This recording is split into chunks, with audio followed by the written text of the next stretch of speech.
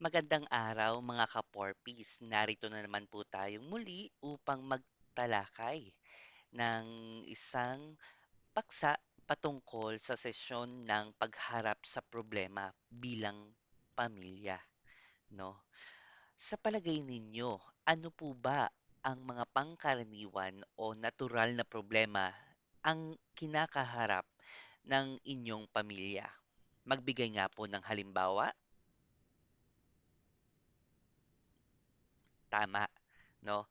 So, ang layunin po natin bago matapos ang aralin ng Family Development Session ng ating miyembro ng Pantawid Pamilyang Pilipino Program, unang-una ay maipaliwanag ang kahalagahan ng bukas na komunikasyon sa pagharap sa problema bilang pamilya. Ikalawa, matukoy ang mga karaniwang problemang kinakaharap ng pamilya. Ikatlo, makabuo ng mga mabisang paraan kung paano harapin ang mga suliranin ng pamilya ng sama-sama. At panghuli, maipakita ang paggalang at pakikisa sa mga gawain ng pamilya.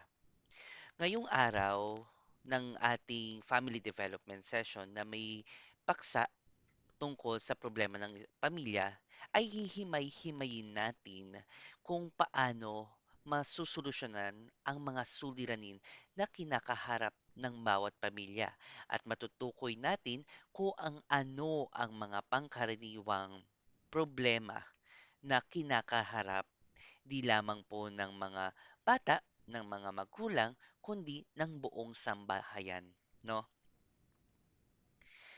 Alamin po muna natin ang konsepto ng mga problemang pampamilya. Sabi raw po, ang bawat pamilya ay dumaranas ng mga pagsubok at problema. Natural ito sapagkat bahagi ito ng ating ugnayan bilang magkakaibang individual. No, ang problema daw po o suliranin ay normal, no, natural, no, nararamdaman at na nangyayari, no, nangyayari sa bawat pamilya. Halimbawa na lang po, patungkol po sa pinansyal, emosyonal, pangkalusugan, pag-aaway, o paghihiwalay ng mga magulang, no? Alamin po natin ang unang-unang problema na kinakaharap ng mga pamilya. Unang-una daw po ang pinansyal na problema. Ito po, ang pinansyal na problema ay may kakulangan sa pera para sa pangangailangan tulad ng pagkain, edukasyon at bahay. Pangalawa, maaaring magdulot ng stress sa mga magulang at hindi pagkakaunawaan sa loob ng tahanan. Halimbawa po, 'pag nagkakaroon po kami ng mga interview sa mga tahanan, 'no, ang pangkaraniwang problema na kinakaharap ng mga pamilya ay patungkol sa pinansyal dahil nahihirapan din ang mga magulang upang 'no, suportahan ang pangangailangan ng tahanan. Ito po yung mga pangkaraniwang pinagagastusan ng mga pamilya ay ang mga basic needs, no? Katulad ng pagkain sa pang-araw-araw, pag-aaral ng mga bata, at iba't iba pang gastos sa bahay, no? Alam naman po natin na masakit sa ulo pagdating sa paghawak ng pera. Kaya po tayo nagkakaroon ng family development session upang turuan po natin ang mga grantees, ang mga benepisyaryo, ang mga magulang ng tamang paghawak ng pera bukod sa pag-aaral o pagtatalakay patungkol sa mga family matters, no? Kung saan nagkakaroon din po tayo ng kalayaang pananalapi, no? So, ngayon po, sana ang bawat pamilya ay matuto rin mag-budget upang mapunan ang pangangailangan, no, ng pagkain, edukasyon at sa bahay upang maiwasan din ang stress. Ikalawa naman po ang emosyonal na problema. Kawalan daw ng malasakit o pagkakaintindihan sa pagitan ng miyembro ng pamilya, no? Halimbawa daw po, hindi pakikinig ng mga magulang sa hinaing ng anak o pakiramdam ng bata na hindi siya naiintindihan. So, dapat po ang mga magulang ay iniintindihin natin ang emosyonal na pangangailangan ng mga bata at ng inyong mga anak. Hindi lamang po ng inyong anak, pati ang inyong asawa upang maiwasan din po ang problemang kinakaharap pagdating po sa emosyon, no? Pakinggan natin sila kung ano yung problema, maging bukas, no, sa pakikipag-usap para nakikita at nararamdaman na may kadamay o karamay ang bawat miyembro ng pamilya, 'no? Ang ikatlo po ay patungkol po sa problema ng kalusugan. Kapag may miyembro ng pamilyang may nararamdaman o karamdaman, kapansanan, nagkakaroon din po ng mabigat na responsibilidad ang ibang miyembro, 'no? Patungkol po sa gastos, sa check-ups, tapos sa mga gamot na nagkakaugnay rin po sa gastusin, 'no? Isa rin po itong nagbibigay ng stress o problema ng pamilya na dapat po ay nabibigyan po ng pansin ang kalusugan upang maiwasan po, 'no, ang ganitong mga mabigat na responsibilidad pagdating ng panahon. Ang ikaapat po ay pag-aaway o hindi pagkakasundo, 'no? Maaaring dahil sa pagkakaiba ng opinyon, disiplina o hindi pantay ng pagtrato sa mga anak. Isa ring seryosong problemang kinakaharap ng ilang pamilya na maaari magdulot ng emosyonal na sugat sa mga bata ay humahantong sa pagkakahiwalay ng mag-asawa o kinakasama, no?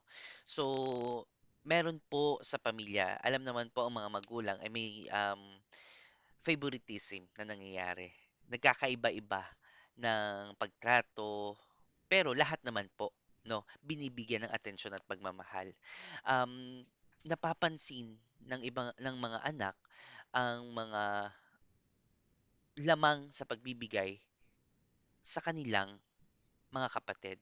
Depende po sa ibinibigay na trato ng mga magulang. Dapat po huwag tayo magkaroon ng favorite pagdating po sa pamilya. Bigyan po natin sila ng bukas, no, na pakikipag-usap, pantay na pagtingin, at pantay-pantay na disiplina, no? Ang problema sa mag-asawa na kinakaharap ay na humahantong, no, sa paghihiwalay, isa na rin po, no, ang nagdudulot nito ay ang pananakit. Pananakit at nagkakaroon po ng sugat sa mga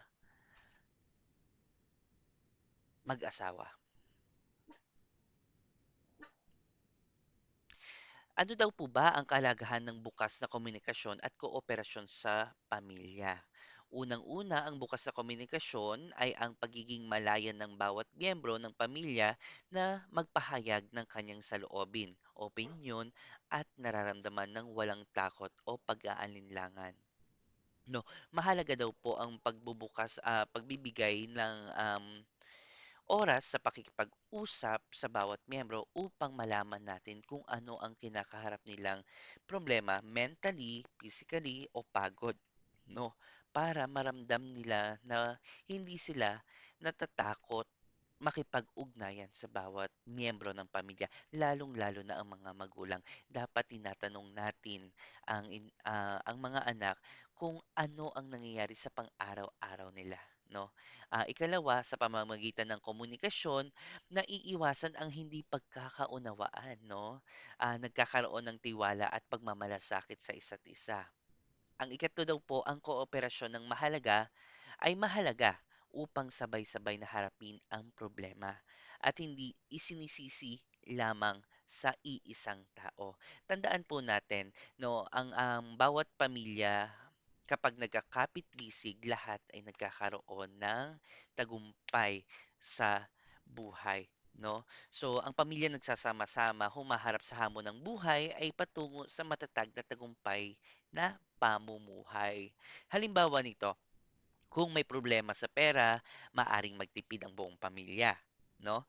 Kung may problema sa pag-aaral ng anak, tulungan siya ng mga magulang. Narito naman po ang hakbang sa epektibong pagharap sa problema bilang pamilya. Unang-una, katulad na paulit-ulit nating binabanggit, pag-uusap ng maayos, no? Pagbubukas at pagbibigay ng oras sa komunikasyon sa bawat isa sa pamilya. Dito raw po nagsisimula sa tahimik at kalmadong pag-uusap.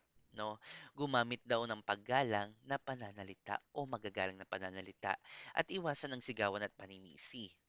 Sa ikalawa naman pong hakbang ng epektibong pagharap sa problema ng pamilya ay pagpapakumbaba at pakikinig. Huwag agad husgahan ng isa't isa. Makinig ng buo sa sinasabi ng pamilya, aminin kung may pagkukulang at humingi ng tawad kung kinakailangan.